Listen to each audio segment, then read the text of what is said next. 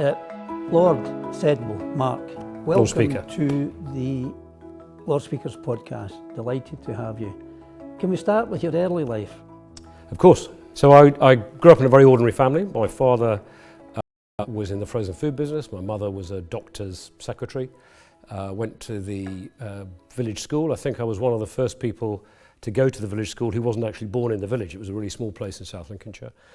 Passed 11 plus, probably the most important exam I ever passed. Went to the grammar school in the local town, great state grammar school, still there, bigger now, with a really good record of success. And then I was the first person in my immediate family to go to university. Went to St Andrews on the east coast of Scotland, and then on to Oxford for a master's after that. And you studied economics in St Andrews. That's right. With a BSc, then an MPhil as a result. Was your course for the civil service predetermined? I don't think so, actually. I didn't know what I was going to do. I joined the Royal Marines Reserves while I was at St Andrews and actually was thinking of a military career. I guess public service of some kind was pretty likely. But then I got picked up an opportunity to go into the diplomatic service. I'd done the milk round and I was offered the chance to do a job in the city, which obviously paid a lot more. But I just decided that that sort of public service was for me, and in particular, I was really keen to be a diplomat, and so that's where I went. And you joined the civil service in 1989. That's right. When Lord Butler, who's in the House and whom I've interviewed, was the Cabinet Secretary. That's right. What was it like to meet a bit more of an austere environment there? I think that's right. And I remember actually Robin Butler, Lord Butler, coming to Oxford to give a seminar when I was a student there. I've teased him a bit about it since, when he talked about the nature of power and so on. But I think it was, and it was more austere. It was certainly more traditional. Yes, Minister was still quite fresh in those days. Actually, it's quite fresh now because it's still very relevant. It still applies. But I remember, for example, when I first went to see a sort of fairly senior member of the diplomatic staff. You didn't use first names, and you had to put your jacket on as a young official. And so, yeah, it was a lot more formal in those days. But fundamentally, the values and the people were, I guess, much the same. What would you think was the most important improvement from that time to now? Diversity. So it was very white, very middle class. More male in those years, and I think what we've seen over my career really, and it continues, there's still work to do, but over my career is a much greater injection of diversity of talent from different backgrounds. Obviously, we have many more women in senior positions now than was the case then, but also people from ethnic minorities, from a range of different backgrounds, and also with different life experiences. And I think that is really important in the public service as a whole, that we reflect the public that we are there to serve. The relationship between ministers and civil servants has come in for criticism today. Some people saying it's woke. I don't share that opinion at all, because a lot of the people I've met as civil servants are the best on that. I get the feeling that the civil servants like direction, and if they get direction and they have a minister who has a view of the way forward and allows challenge, that's the best relationship with that. But since your early time to now, particularly with the introduction of SPADs, how's it changed?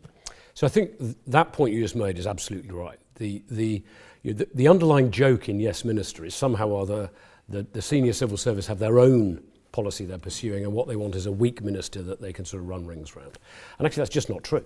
As you say, what actually the best civil servants really appreciate is strong ministers who give them clear direction, who have a strong voice in cabinet, who can communicate the policy well, who can handle Parliament and the public, and who focus on the big issues and are decisive. And I know there are ministers in Labour governments, in Conservative governments who are good at that, and ministers who aren't. It comes down in the end to the quality of the individual, and then they'll get the best out of the best civil servants. And usually, what one finds is the strongest ministers are the ones who actually tend to be the most complimentary about their officials. And it's the weaker ministers who will sometimes use their officials as an alibi. It's really simple. strong ministers get the best out of them. There are more SPADs, more special advisors around now than there were when I was a young civil servant. Actually, I think they bring in, I think it's generally it's a good thing. Most SPADs are actually really dedicated public servants in their own way. It enables the civil service to remain out of the political hurly-burly if SPADs are clearly responsible for that, responsible for ministers when they're giving their party conference speeches, all the rest of it. And actually, I always favoured one of the innovations that Francis Maude sought to introduce when he was the minister in the Cabinet Office back in the coalition government, which is more specialist advisors coming in, not political SPADs, but people with deep specialist expertise. When I was in the private office to two foreign secretaries, Robin Cook and Jack Straw, one of the SPADs there was actually someone who had deep diplomatic experience in the UN, and he really added a different perspective, and I felt was really valuable. And I think that was a really important time, was it not? Because the Iraq War took place at that time. That's right. And the need for almost constant engagement with the UN was there for the foreign secretaries. Yeah. But give us an idea of how that felt. It was one of the most intense periods immediately after that couple of years after 9/11, when I was in the private office, in the foreign secretary's private office, and then I went overseas. And of course, my subsequent career was very much shaped by that event, in that I spent much of my time then in South Asia, ending up in Afghanistan. I think running into the Iraq War, I think what was really striking, and sometimes there's a sort of false memory about this, as though the British government made the decision about whether there was going to be an invasion of Iraq. And of course we didn't. That decision was taken by George W. Bush and the US administration. And the only decision for the Blair government, for Tony Blair as Prime Minister and his cabinet, was were we going to participate or not? We were already participating in Afghanistan. Were we going to go along with them or not? And I think, obviously he had to make the case on its merits, but fundamentally the choice was were we going to support the US actively, or, as a previous government during the Vietnam War had done, the Wilson government, stand aside. And I felt that argument somewhat got lost. And actually the argument became about whether the war itself in Iraq, the invasion of Iraq itself, was right or wrong. Obviously an important argument. But actually for the UK, some ways the more important question was actually our alliance with the United States and how we were going to manage that. Mm-hmm. Well, you've had vast diplomatic experience, been posted in many the most intense areas of the world. Yeah, they never sent me to Paris or Rome, I'm afraid. So you went to Egypt, Afghanistan, That's right. Pakistan and Iraq. Now, I don't think that would be the top list for tourists. No. But, you know, it must have been a wealth of experience for you. Yeah, I mean, I really relished the opportunity to serve in countries of that kind. I learnt Arabic fairly early on in my career, and then went on to Egypt, and as you say, the first half of my career mostly spent in the Middle East, and then went on to South Asia, to Pakistan and Afghanistan thereafter. I think what is difficult to explain to people who haven't been in those countries is the intensity of the experience that you have there, and actually the opportunity, even as a relatively junior diplomat, to be active. You aren't just another person in a suit in a big Western city. You can be out on the ground, discovering what's going on, trying to represent your government's views. So in my first posting in Egypt, there was a terrorist attack on British tourists, and there were only a handful of us around, an even smaller number who spoke Arabic, only a couple of junior diplomats who spoke Arabic, the ambassador did. And so it was a case, okay, which one of the two of us was going to head off onto the ground to try and deal with this terrorist attack on the ground, and which one was going to stay in Cairo and present and handle that and support the ambassador at that end. So I had that opportunity to be right at the sharp end from my early days, and of course, you know, then culminating in being ambassador and the Nato rep in Afghanistan 25 years later. In those countries, as a diplomat, do you get into the mindset of the politicians in the country, and indeed to society there? And how important is that for a diplomat? It's absolutely vital. I mean, in the end, our job, of course, is to represent the UK. But we can only do that effectively, particularly in countries that have a very different culture, different political culture and system, if we can get under the skin of that country and really understand their perspective and so on. So I used to joke when I was in Afghanistan that I spent quite a lot of my time with warlords, and these were people who had either done directly or were responsible for some terrible acts of violence, particularly during the civil wars in Afghanistan. What I'd remind people is none of us had ever been in that situation. What would we do if we were faced with the kind of challenges and choices that they had to make to protect their family, to protect their tribe, to protect their interests? And might we, in those circumstances, find ourselves making similar decisions and being responsible for some terrible acts of violence? You have to remember the circumstances within which people are operating. And of course, all of the countries in which I served pretty much were Muslim majority countries. Afghanistan's the Islamic Republic of Afghanistan, Pakistan, the Islamic Republic of Pakistan. And again, really understanding how important that is to it isn't separated as it is in the UK. It's a deeply embedded part of political life, and one has to try and understand those kind of perspectives as well. So it's absolutely vital. The other point I'd make is diplomacy is not about talking to your friends. Diplomacy is about talking to your adversaries and seeing if you can find a way of dealing with the situation, if possible, without conflict. Good. The UK has been known as having been an influential country in terms of soft power. Yeah. Does that still maintain, and how important is that soft power? I think it's really important. It's a big part of this country's offer. I think the UK had, I used to say this when I was National Security Advisor, had an almost unique blend of hard and soft power. One of the biggest defence budgets in the world, really significant, high quality armed forces, great intelligence, etc. But also one of the largest aid budgets, the soft power of the English language, the BBC World Service, etc.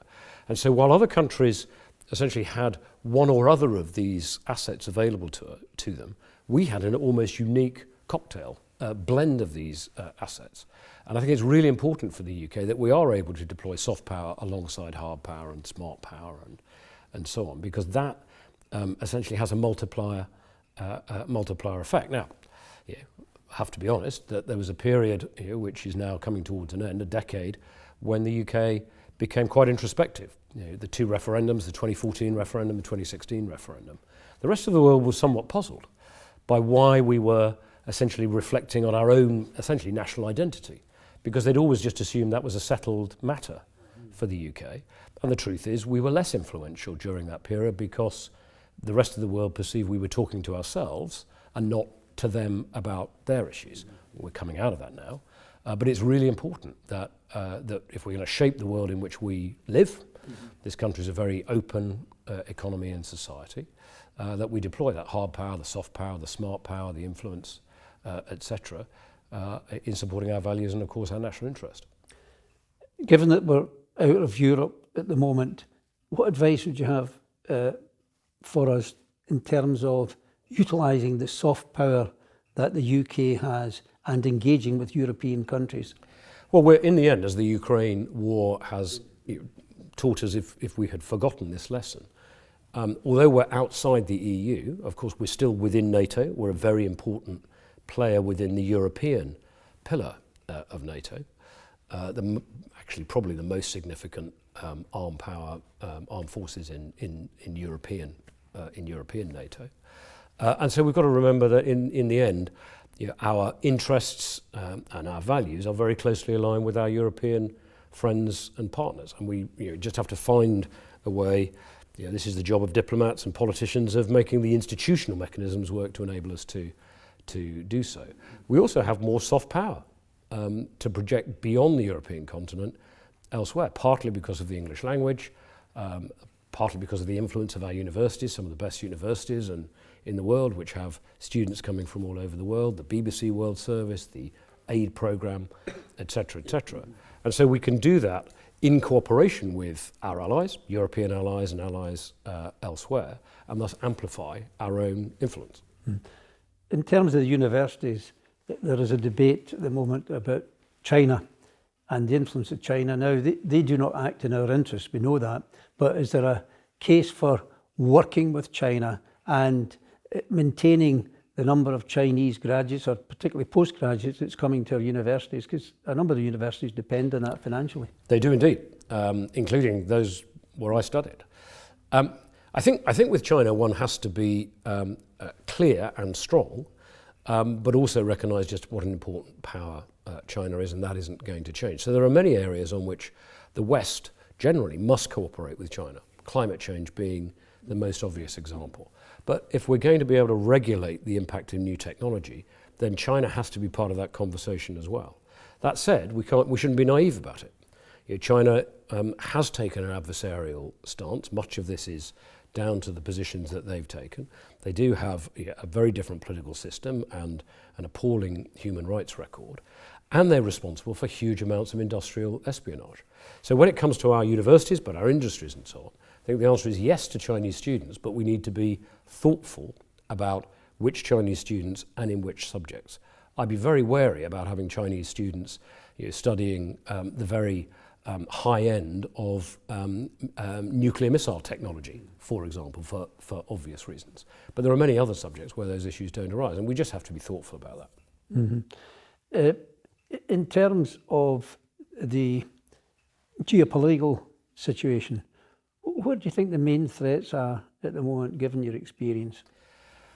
Obviously the most acute for us here in Europe is Russia. Mm-hmm. And it's not just an aggressive Russia, it's a potentially unstable Russia. What happens when Putin finally goes? Russia could be both aggressive and unstable in that period, and that could be a massive national security crisis.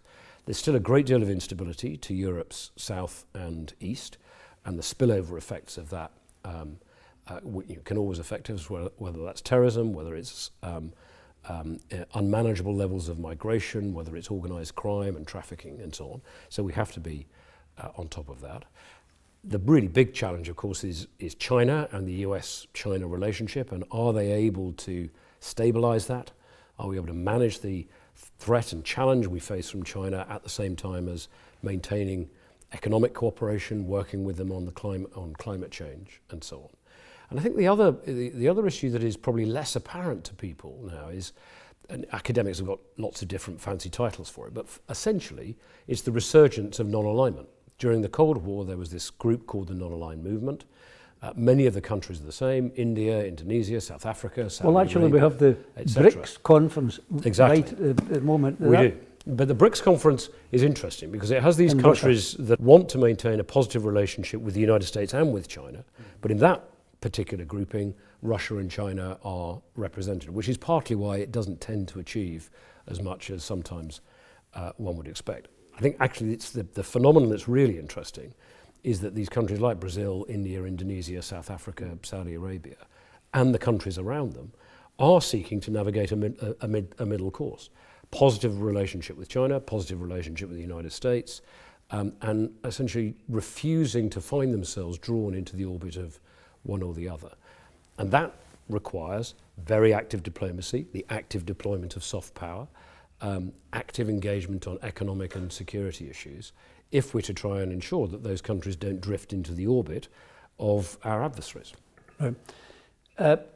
Again, given your experience in many countries, particularly areas that are sensitive in terms of security or whatever else, I think you'd said that if you're going to have an autobiography, it could be called The Years of Living Dangerously. So tell us about your James Bond moments. I suppose probably the most dangerous moment I faced. I mean, there were various times that people were trying to kill me particularly when I was in Afghanistan. This guy with a suicide vest came after me, and so on. Essentially, that's part of that goes with the territory there. Actually, in some ways, the most dangerous moment I think I ever faced was when I was a UN weapons inspector in Iraq in the 90s. So this was after the first Gulf War and before the second, when we were tracking down the weapons of mass destruction that they had at that time. This was UNSCOM, the UN Special Commission. and the heads were, when I was there, was Ambassador Butler, an Australian ambassador. Before that, Rolf Chaos, Swedish diplomat, had run it. And we were trying to find the documentation that would tell us where essentially they concealed certain elements of their program. And they were hiding it in one of Saddam Hussein's palaces. So we were trying to get into this palace. He wasn't there and his sons weren't there.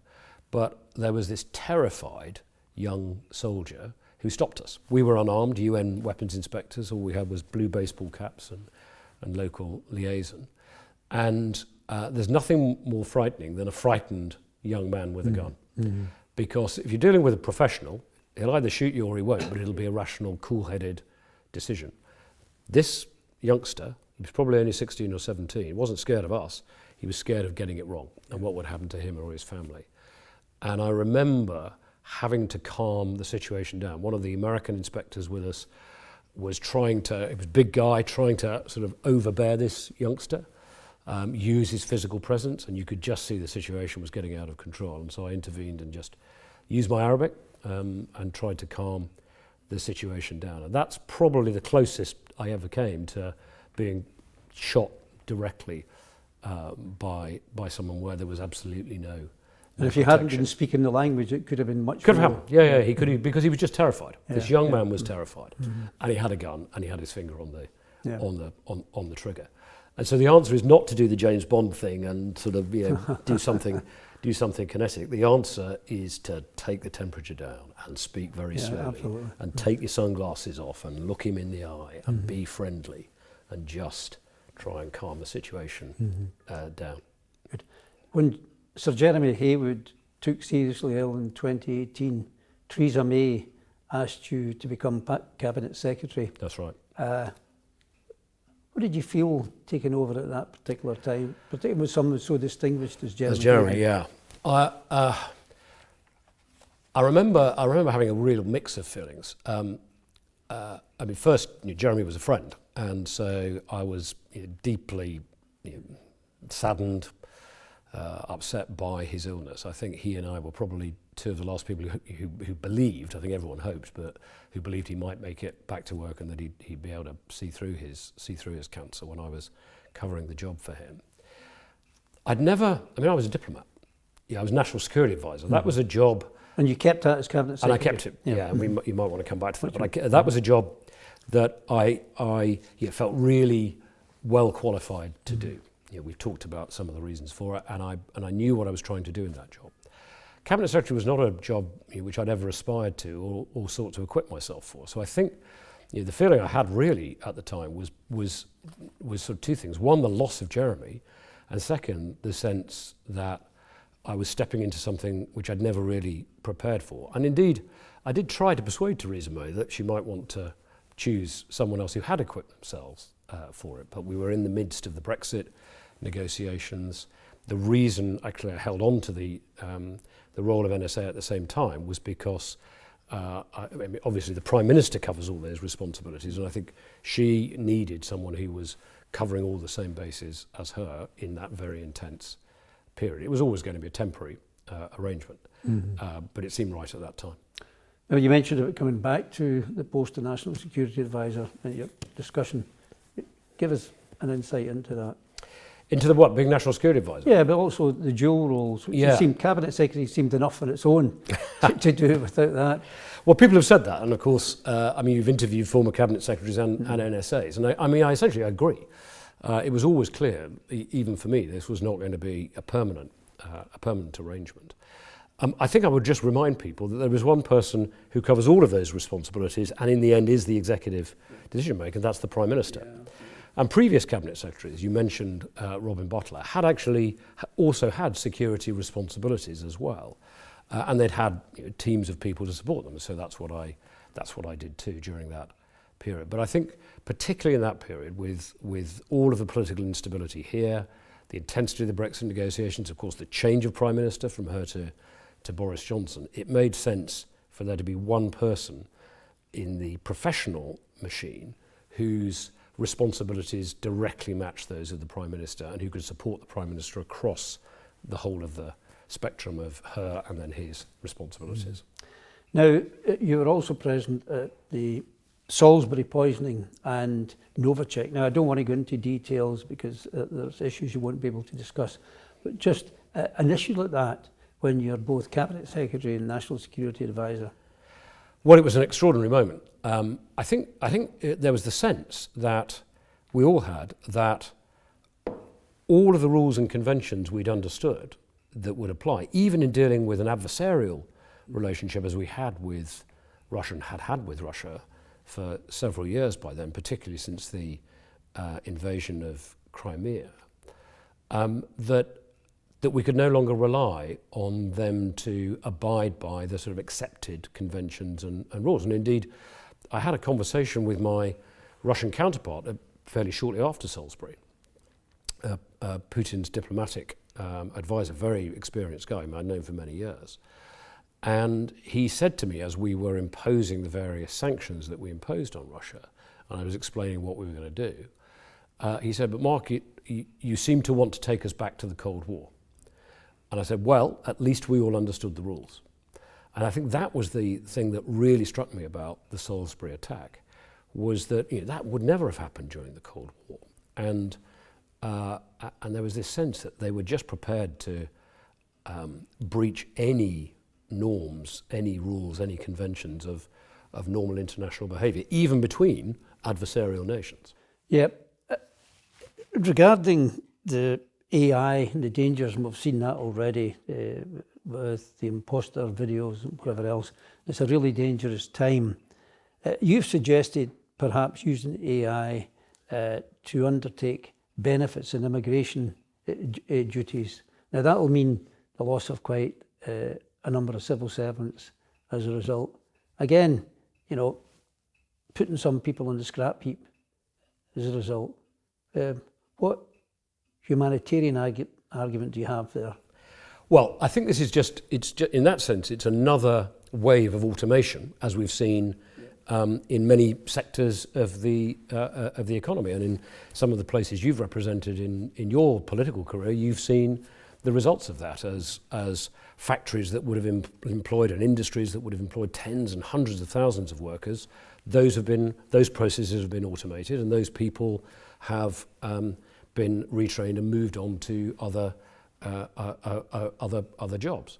And I think that has to be true of the public service as well. In the end, if there is a more efficient way, if we can automate more of the processes, if we can save money, we know the government has a big gap between expenditure and tax revenue. If we can save resources by doing that, make the process more efficient, automate white-collar work the way that blue-collar work was automated, much of it in the 20th century, then I think in the end that has to be the right way to go. It's not putting people on the scrap heap, it's retraining them for other tasks. And I think actually there's a really important opportunity here, because in a sense, because of the nature of the way public services work, it's pretty much one size fits all. If we can enable people to self-serve, those who are capable of doing so, who are digitally able and so on, it's more convenient for them as citizens and so on. It also means that we can free up resources to give a better, more bespoke service to those people with complex needs who are most dependent on the state, who find the complexity of the state most difficult to navigate because they have so many points of interaction with the state. And we can hopefully give them a better service, enable them to be cared for better than we can at the moment, when essentially we're dealing with millions and millions of.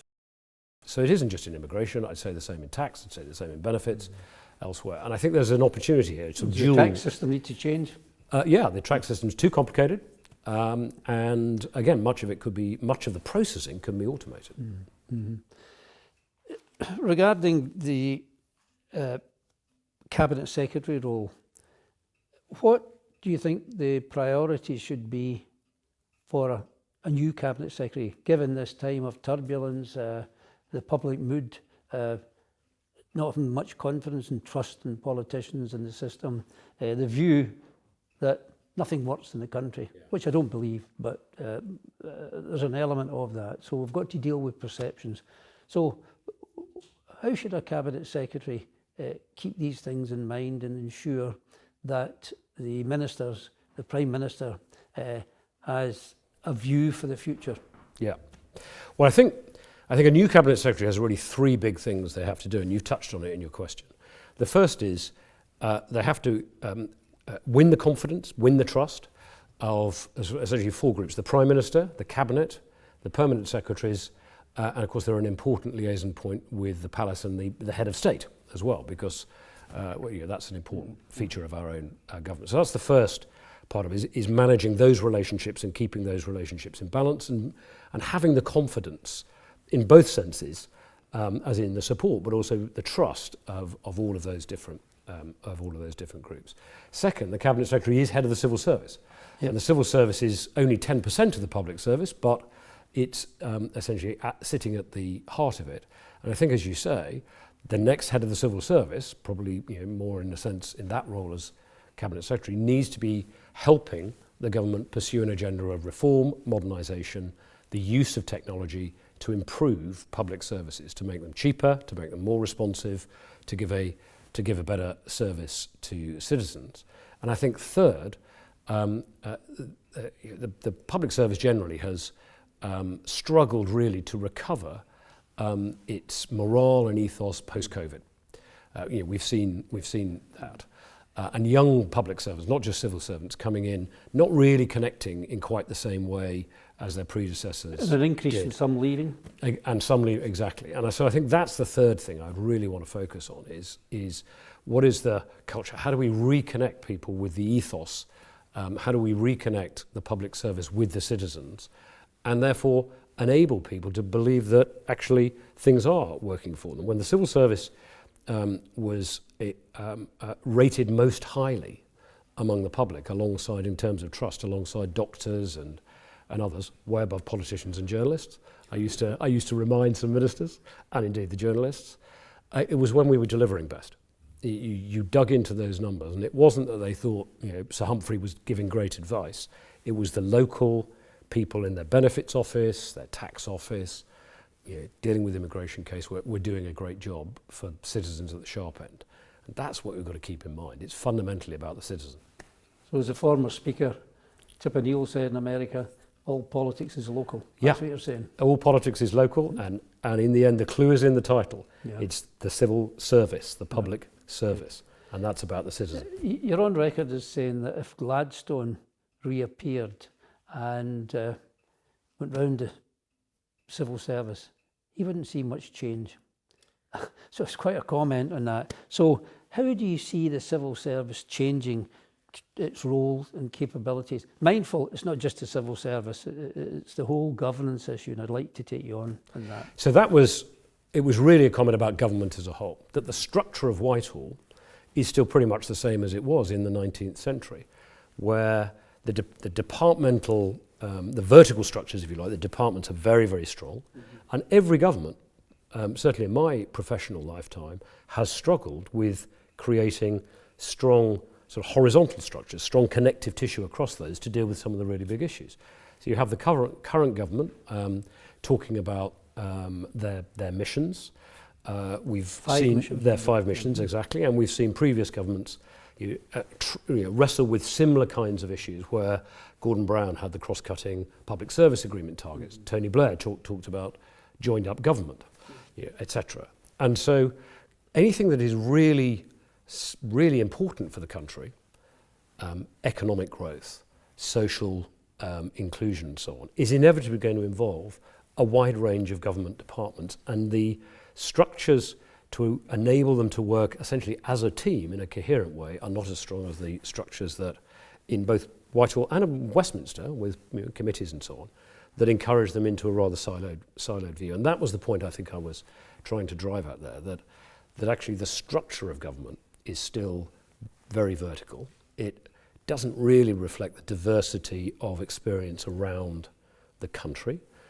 In this country, unlike almost any other country, as you said, Tip O'Neill saying all politics is local, but he operated in a federal system where local elected politicians were responsible for local issues. Here, as soon as the words postcode lottery is heard, a very local issue comes up in Prime Minister's questions even. And it may not be illustrating a wider point. So yeah, I think there's a lot we need to consider about the degree to which our governmental system is responsive to the needs of citizens throughout this crowded but complex country. Yeah. Do you think number 10 is too small? I had Chris Patton in, and he said that as Environment Secretary, he said, you know, most of the stuff he had to deal with should have been taken by local authorities. And it's said that the Prime Minister has to spend a lot of his or her time on issues which could be dealt elsewhere. So should number 10 be more strategic? I remember a comment, I think it was the French Prime Minister, President Jospin, visited Downing Street, and he asked Tony Blair if he could see his economic advisors, and Tony produced the one person. Yeah. Whereas in France they had about 30. Yeah. So I think there is a tension here. I'm not in favour of a large centre, because I think what happens then is that you start duplicating the functions of departments. So what you need, I think you used a really important word there, is strategic. What you need is a strong and strategic centre that can really drive the Prime Minister's key priorities. In the case of the current government, the 5 missions, previous governments, slightly different variants of those, and has the authority to do that. That doesn't necessarily mean lots of people at the centre. It means having a few, relatively few, very high quality people who have the professional capability, but also the Prime Minister's political capital, endorsement, to enable them to operate. And actually the big battalions should still be within the departments. But one of the things I was trying to encourage when I was Cabinet Secretary was all departments should see themselves as system leaders. Some departments are very big and have tens of thousands of civil servants directly delivering to the public. Others are relatively small. Department for Health and Social Care, for example, is actually a relatively small Whitehall department. It's responsible for the NHS, huge complex institution for public health, for social care, which is a sort of fragmented public, private, third sector provision. Yet the department itself is actually quite small. Their job is to try and lead that entire system to achieve outcomes for the citizen. And I think both Whitehall as a whole should think in those terms, and the centre particularly should be thinking in those terms. How do you shape the environment? How do you provide the strategic leadership? How do you hold people accountable? But not try to have so many people that you're replicating, you're duplicating the work of others. With 24 or so ministers in the Cabinet and each department being consulted in any initiative coming from one department, it seems there's quite a bureaucratic element to it. And what can we do strategically in a Cabinet that meets for 2.5 hours per week, say? Sometimes less. So, and of course, actually, the Cabinet itself might be more. There might be more than those 2 dozen, because you have other ministers who are attending Cabinet. I think at one point we had 3 dozen. We had to put an extra table in the room. Well, that seems a bit outdated, is it not? Yeah, I think exactly. And actually, if you look at other governmental systems, they have fewer departments. So the American system has many fewer departments. President Xi Jinping runs China with the Politburo Standing Committee of 7 people. Mm-hmm. Now, and the American Cabinet smaller than the British Cabinet smaller than the British Cabinet, etc. So I think there is a case for streamlining government in that way. I think you then have fewer, higher quality, bigger figures running those bigger departments. More authority devolved to either the devolved administrations or metro mayors or wherever. And then the quality of central government, focusing on the issues that only the central national government can focus on, would in my view be better. And I've argued that case for many years. Mm-hmm. My own experience as a parliamentarian, particularly as a select committee chair, the Treasury Committee, was that in many respects we've franchised our political responsibility to regulators, and that accountability, that transparency, that power influence of select committees could be used much more in engagement. Now, I know there has been a background of the executive over the past 40 or 50 years taking power to itself, but there's something needs to change there, is there not? And the accountability of regulators, and maybe a reduction in the number of regulators, I think is important. Yeah, I agree with that. And I think one of the features, I chaired a commission, a think tank commission on this. One of the features that we see as a result of that is essentially a ratchet of risk aversion, because all the hard incentives on the regulators as human beings are to be risk averse. Being yanked in front of a select committee and told that the cumulative effect of your regulatory involvement might take 0.01% off growth isn't going to make the front pages. But if something goes seriously awry, then being yanked in front of a select committee, being on the front pages is going to be a very uncomfortable experience. So it tends to create risk aversion. Actually, the only place I think where you can hold essentially the strategic risk of overburdening business and the public and actually the public sector with regulation against the need to regulate effectively in order to make sure that, as far as possible, things don't go wrong, is in the political environment. And that's with ministers and with Parliament. So I would favour more strategic engagement between ministers, Parliament, select committees particularly, and regulators. I think you're right, there should be fewer of them. Their powers are too dispersed. And so this sort of arm's length relationship that essentially outsources what are fundamentally political decisions Absolutely. to professionals who are not politicians and therefore not equipped to balance all the various interests off, I think that's probably gone too far. And as I say, what it tends to mean is that there's greater risk aversion and therefore more red tape and more bureaucracy than ministers or Parliament ever intended. There is a history of botched projects in government. HS2, the post office, individual learning accounts, goodness, we could go on and on. Tax credits, which I dealt with at the time when I was select committee.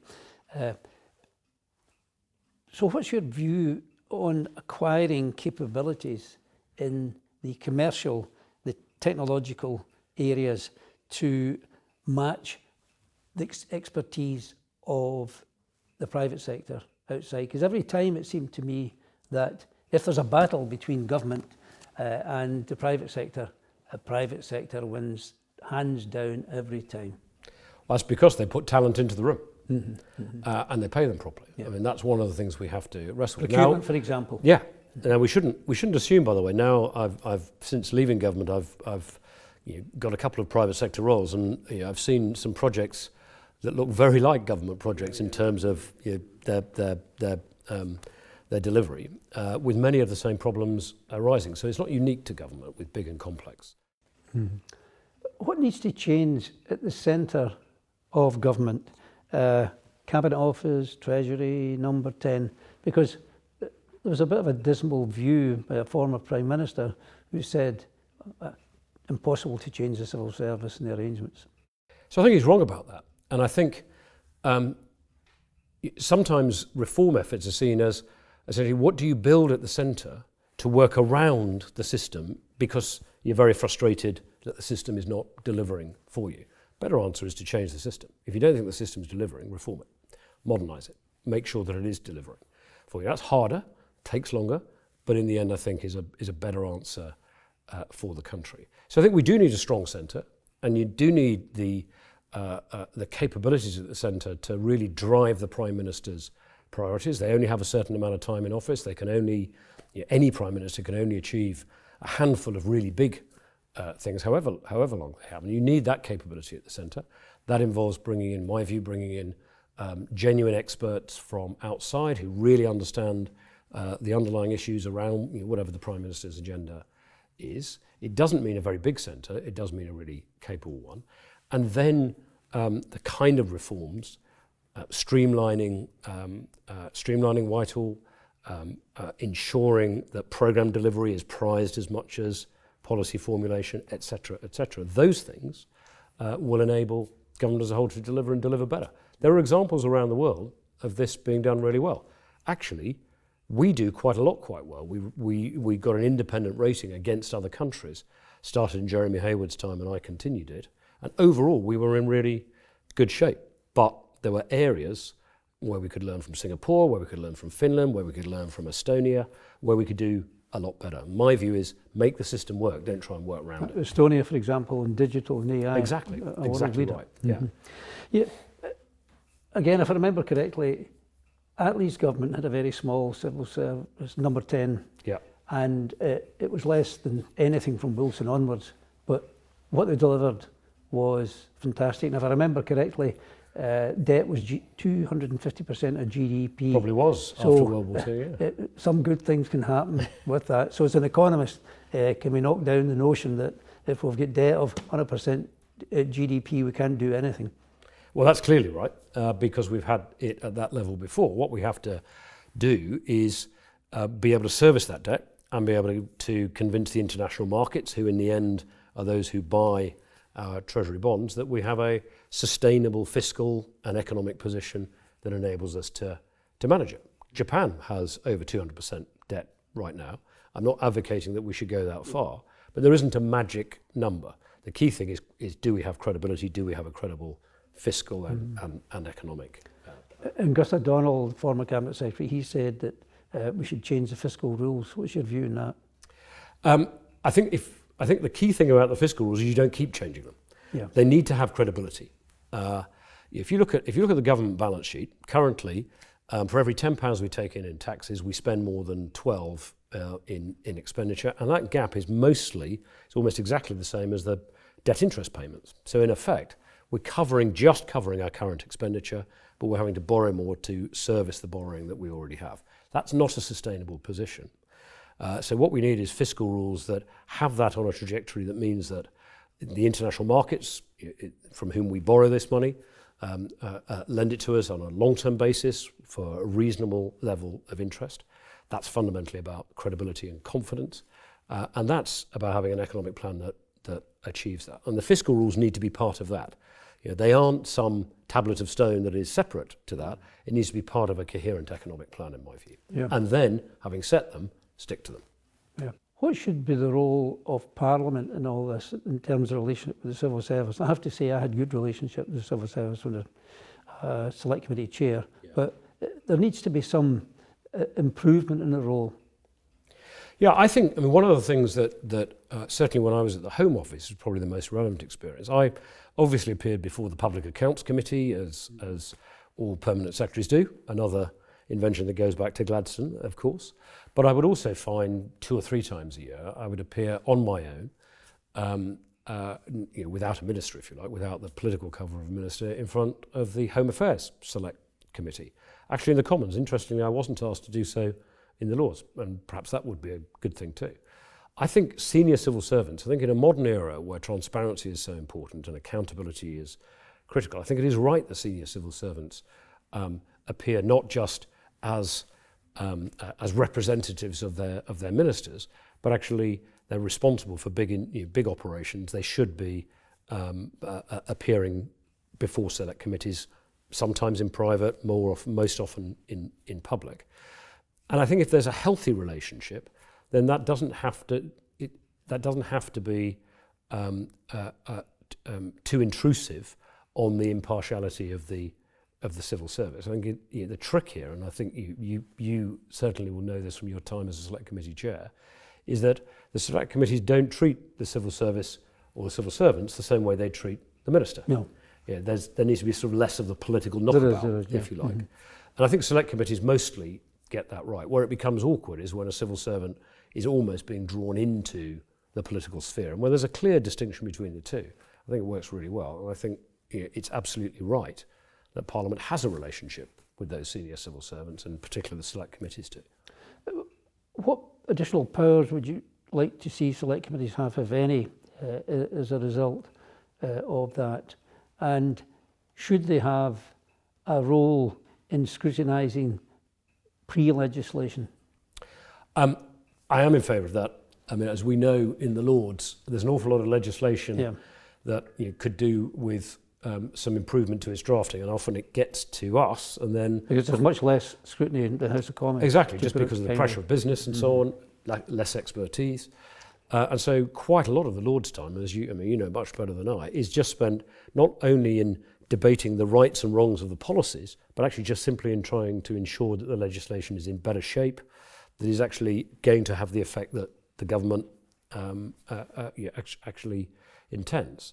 And I think more pre-legislative scrutiny to sort of knock the legislation into shape, to ensure that departments aren't actually the major generators of amendments after second reading, which is usually part of tidying up the legislation.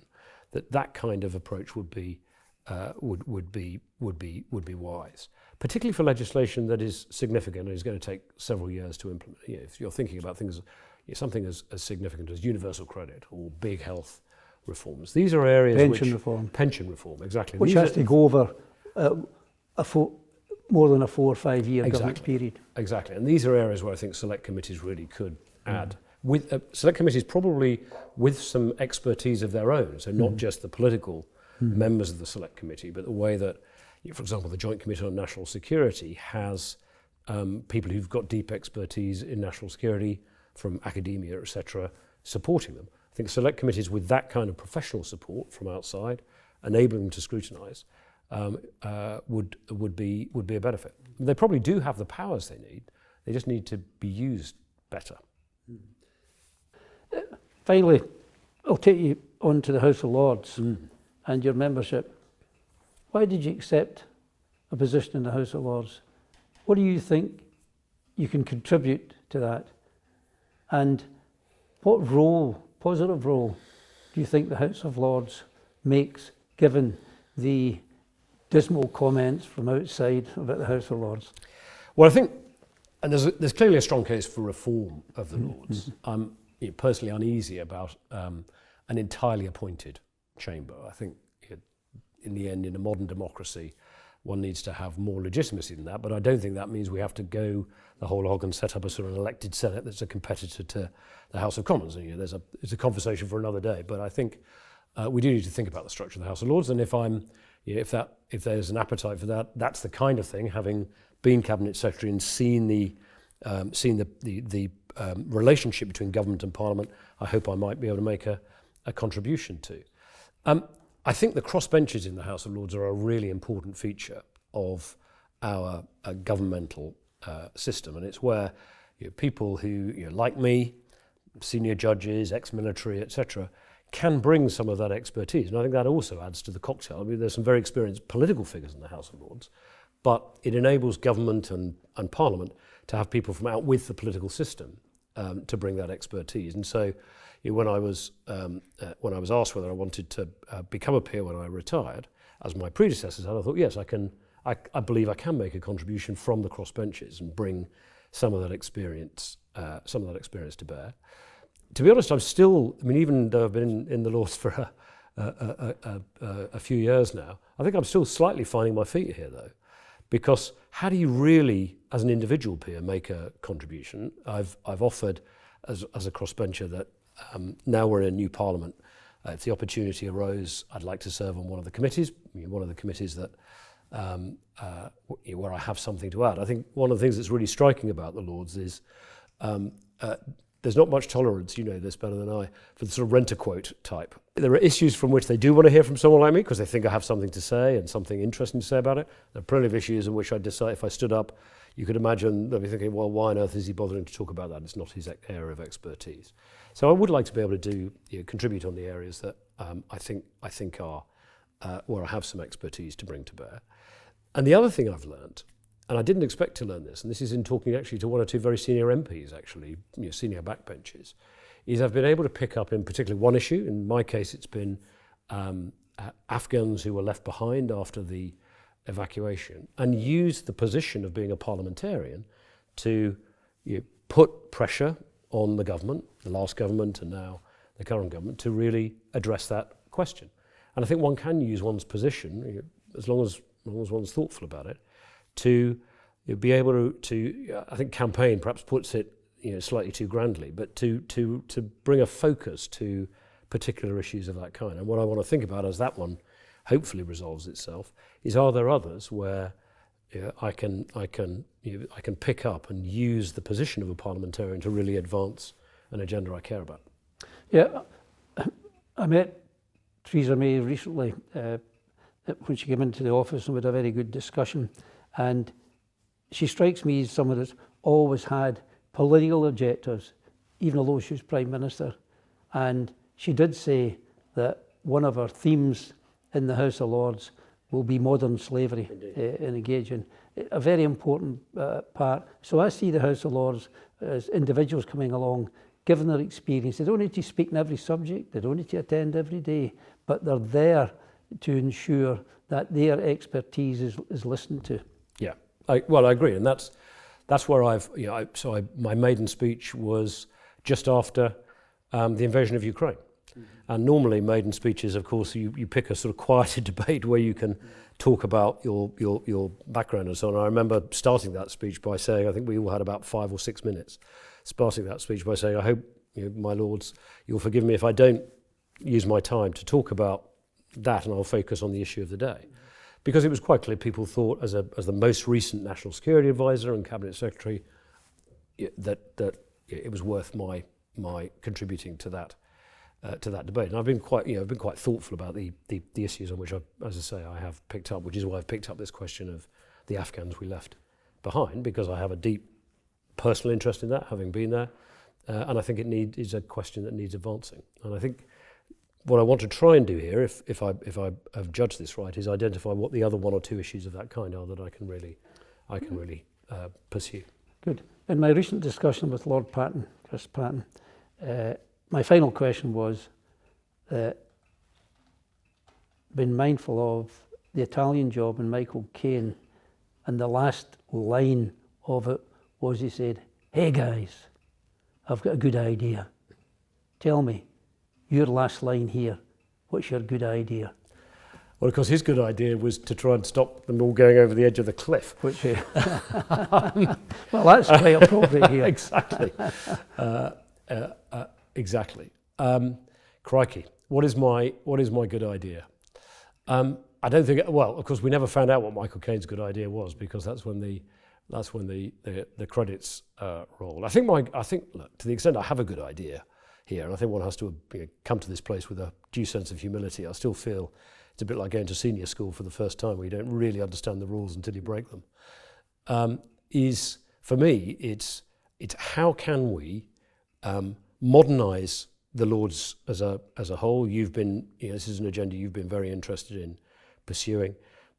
Not just have an entirely appointed house in perpetuity that inevitably, therefore, has a particular demographic, but also do so without losing the expertise, the insight, and the tone and culture, the much more thoughtful and inquisitorial tone and culture of the place, because I think that would be a major loss. And if I were able to contribute as still a relative newcomer and sort of junior member of the House, if I were able to contribute to that, that would be my good idea. How should the House of Lords look like in 2100? I think it should still be here. It'll probably look quite different, but it would be a real shame if we concluded that by 2100 it no longer had a relevance, because I think it really does.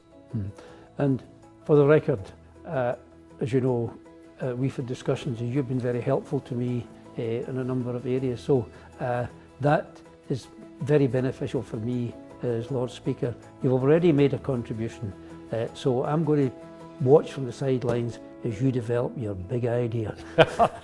Thanks very much, John, Lord Speaker, Lord thank you Sedwill. very much. That was terrific, thank you.